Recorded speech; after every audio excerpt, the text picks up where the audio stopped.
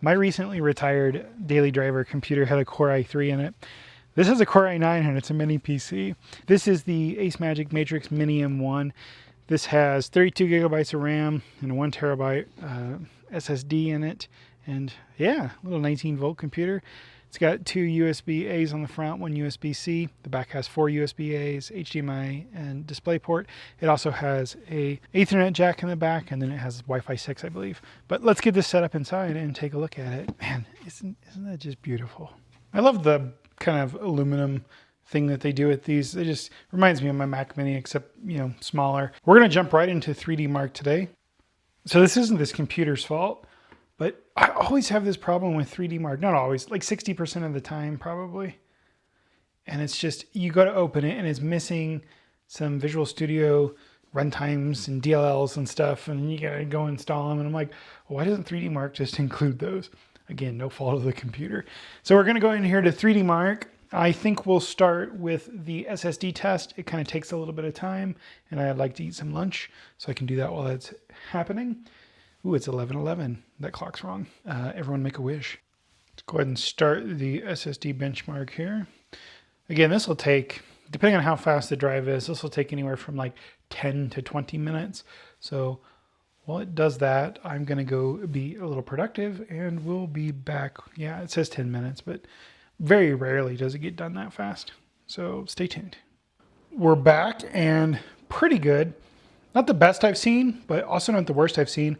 I've seen save game down around 20, and we're getting 151, getting 334 on average, about 1424 on a move game. So good enough in my book.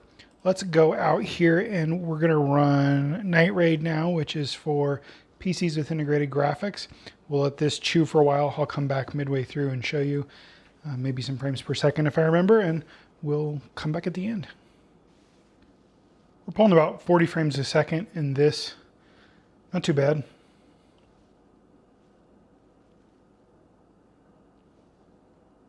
Pretty good. It'll do Battlefield 5 at less than 20 frames per second at 1440, but at 1080, still less than 30 frames per second.